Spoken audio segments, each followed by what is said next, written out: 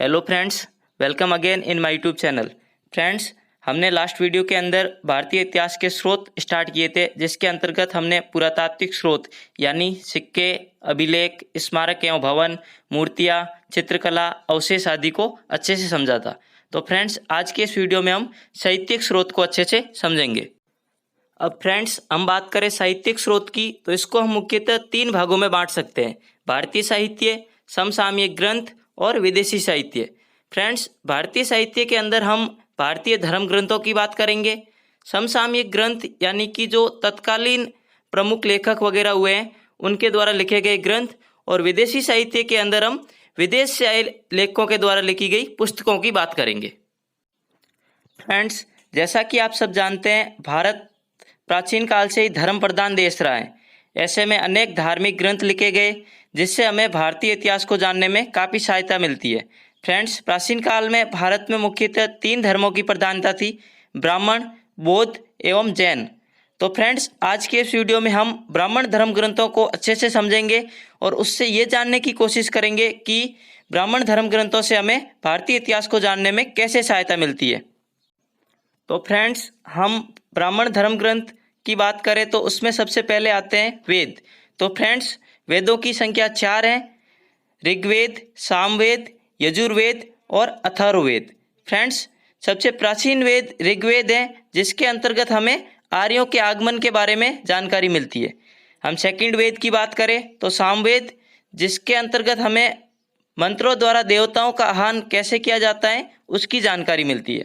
Friends, Yajurveda से हमें यज्ञ आदि के बारे में जानकारी मिलती है और अथर्ववेद के में हमें औषधि प्रयोग, रोग निवारण, तंत्र मंत्र आदि की जानकारी मिलती है। दोस्तों, अब हम ब्राह्मण धर्म ग्रंथ में सेकंड की बात करें तो वो है ब्राह्मण। फ्रेंड्स, समय के साथ साथ में यज्ञों और कर्मकांडों में वृद्धि हुई और उन्हें अच्छे से समझाने के लिए नए ग्रंथों की रचना की गई, जिसे ब्राह्मण कहा गया। फ्रेंड्स, ये वेदों पर ही आधारित हैं और प्रत्येक वेद के लिए अलग अलग ब्राह्मण हैं। जैसे ऋग्वेद के लिए ऐत्रेय और कौशिकी ब्राह्मण, यजुर्वेद के लिए शतपथ ब्राह्मण, सामवेद के लिए पंचविंश ब्राह्मण और अथर्ववेद के लिए गोपथ ब्राह्मण। अब दोस्तों, हम थर्ड ब्राह्मण धर्म ग्रंथ की बात करें तो वो है आरण्यक। फ्रेंड्स, ये वे ग्रंथ होते हैं जो वनों की एकांतता में पढ़े जाते हैं। इनकी संख्या कुल 7 है और इनकी भाषा की बात करें तो इनकी भाषा वैदिक संस्कृत है।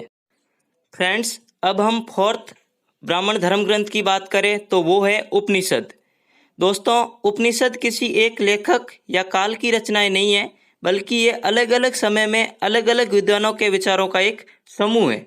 इसके अंतर्गत हमें ब्रह्मा ज्ञान और आत्मज्ञान की चर्चा की गई है।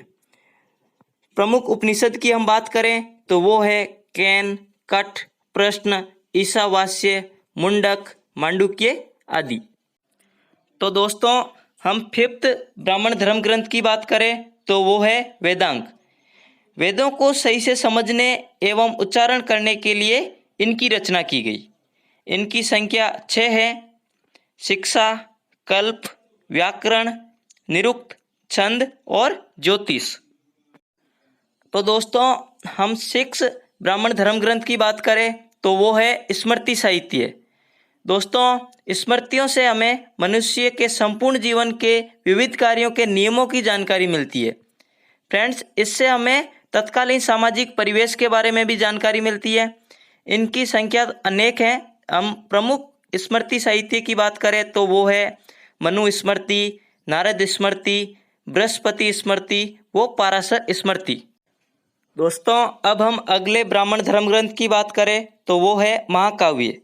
ब्राह्मण धर्म ग्रंथों में 2 प्राचीन महाकाव्यों रामायण व महाभारत का विशेष स्थान है। इससे हमें तत्कालीन भारत के राजनीतिक व भौगोलिक स्थिति, संस्कृति, समृद्धि और रहन सहन आदि की विस्तृत जानकारी मिलती है। तो दोस्तों, अब हम लास्ट ब्राह्मण धर्म ग्रंथ की बात करें तो वो है पुराण। ब्राह्मण धर्म ग्रंथों में पुराणों का महत्वपूर्ण स्थान है।